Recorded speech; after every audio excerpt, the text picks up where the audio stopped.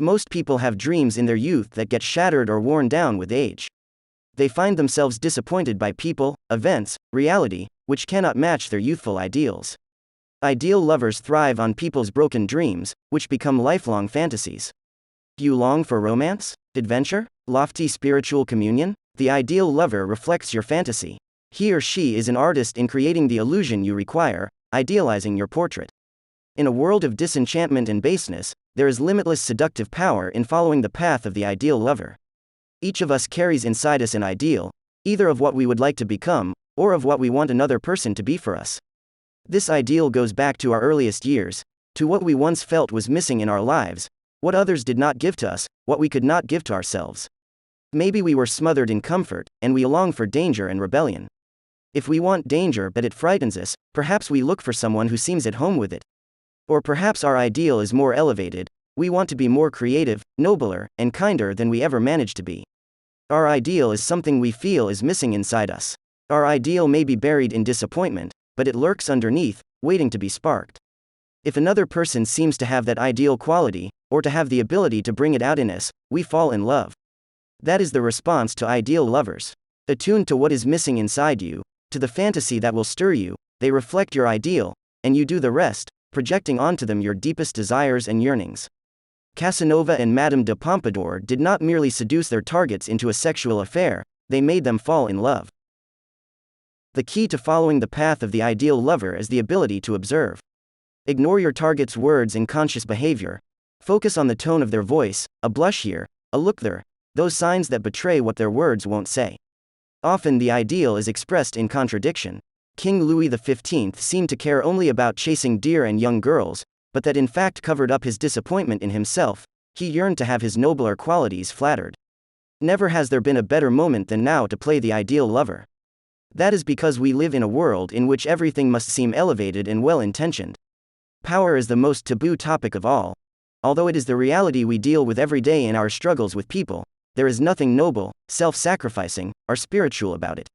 Ideal lovers make you feel nobler, make the sensual and sexual seem spiritual and aesthetic. Like all seducers, they play with power, but they disguise their manipulations behind the facade of an ideal. Few people see through them and their seductions last longer. Some ideals resemble Jungian archetypes. They go back a long way in our culture, and their hold is almost unconscious.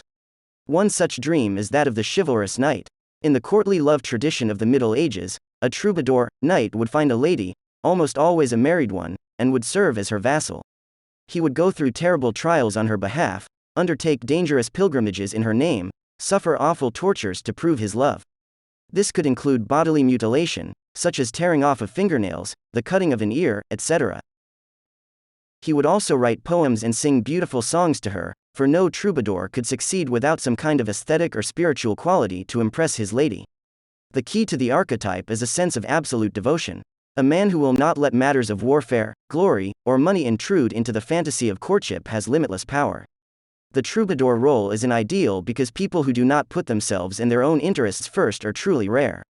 For a woman to attract the intense attention of such a man is immensely appealing to her vanity.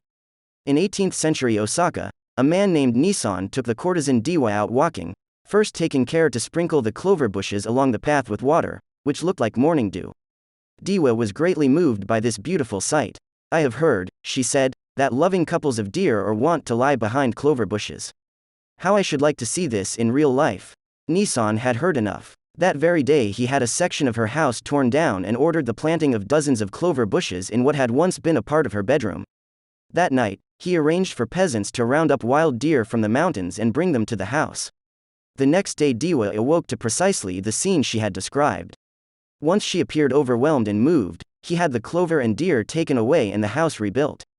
One of history's most gallant lovers, Sergei Saltykov, had the misfortune to fall in love with one of history's least available women, the Grand Duchess Catherine, future Empress of Russia. Catherine's every move was watched over by her husband, Peter, who suspected her of trying to cheat on him and appointed servants to keep an eye on her. She was isolated, unloved, and unable to do anything about it. Saltykov, a handsome young army officer, was determined to be her rescuer. In 1752 he befriended Peter, and also the couple in charge of watching over Catherine. In this way, he was able to see her and occasionally exchange a word or two with her that revealed his intentions.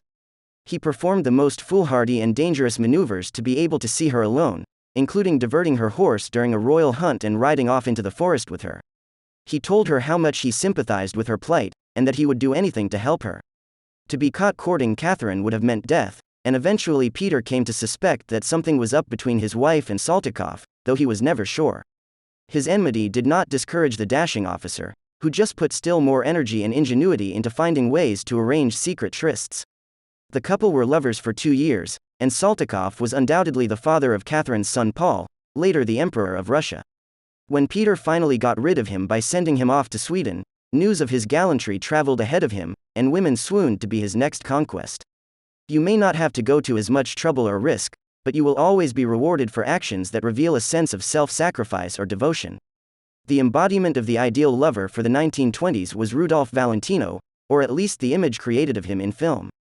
Everything he did, the gifts, the flowers, the dancing, the way he took a woman's hand, showed a scrupulous attention to the details that would signify how much he was thinking of her.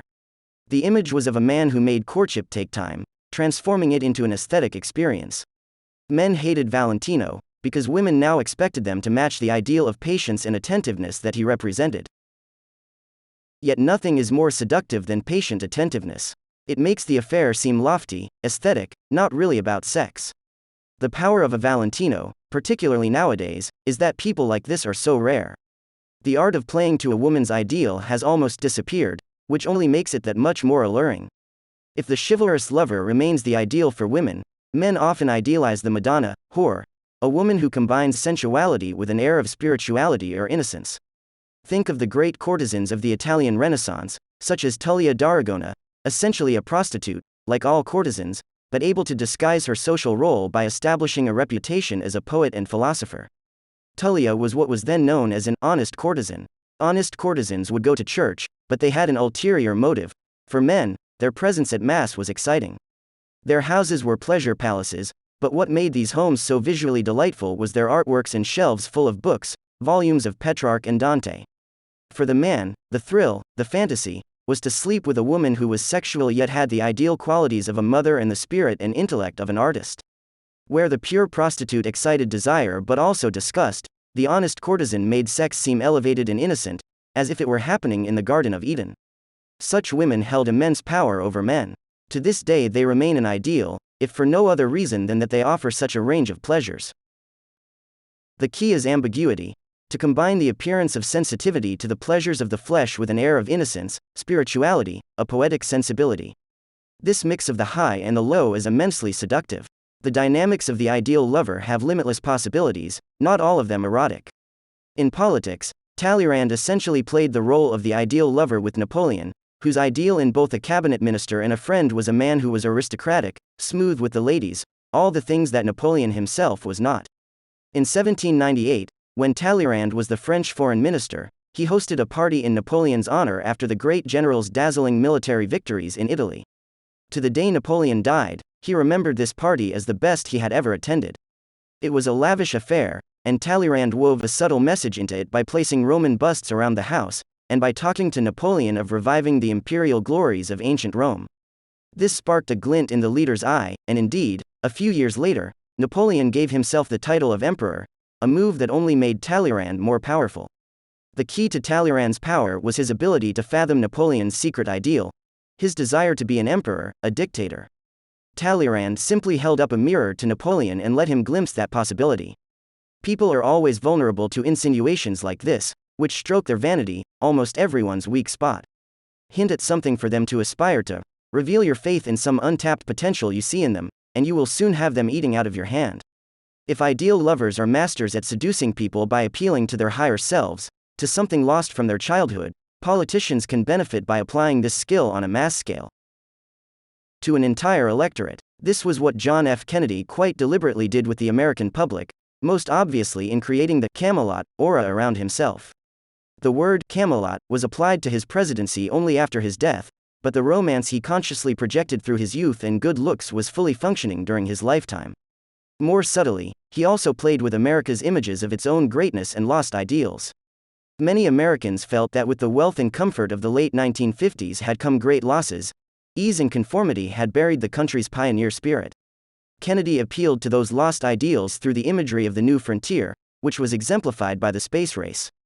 The American instinct for adventure could find outlets here, even if most of them were symbolic. And there were other calls for public service, such as the creation of the Peace Corps. Through appeals like these, Kennedy resparked the uniting sense of mission that had gone missing in America during the years since World War II. He also attracted to himself a more emotional response than presidents commonly got. People literally fell in love with him and the image. Politicians can gain seductive power by digging into a country's past, bringing images and ideals that have been abandoned or repressed back to the surface. They only need the symbol. They do not really have to worry about recreating the reality behind it. The good feelings they stir up are enough to ensure a positive response. The main dangers in the role of the ideal lover are the consequences that arise if you let reality creep in. You are creating a fantasy that involves an idealization of your own character. And this is a precarious task, for you are human and imperfect. If your faults are ugly enough, or intrusive enough, they will burst the bubble you have blown, and your target will revile you. Whenever Tullia d'Aragona was caught acting like a common prostitute, when, for instance, she was caught having an affair just for money, she would have to leave town and establish herself elsewhere. The fantasy of her as a spiritual figure was broken. Casanova too faced this danger, but was usually able to surmount it by finding a clever way to break off the relationship before the woman realized that he was not what she had imagined. He would find some excuse to leave town, or, better still, he would choose a victim who was herself leaving town soon, and whose awareness that the affair would be short-lived would make her idealizing of him all the more intense. Reality and long intimate exposure have a way of dulling a person's perfection. The 19th century poet Alfred de Musset was seduced by the writer George Sand, whose larger-than-life character appealed to his romantic nature. But when the couple visited Venice together, and Sand came down with dysentery, she was suddenly no longer an idealized figure but a woman with an unappealing physical problem. De Musset himself showed a whiny, babyish side on this trip, and the lovers separated. Once apart, however, they were able to idealize each other again, and reunited a few months later. When reality intrudes, distance is often a solution.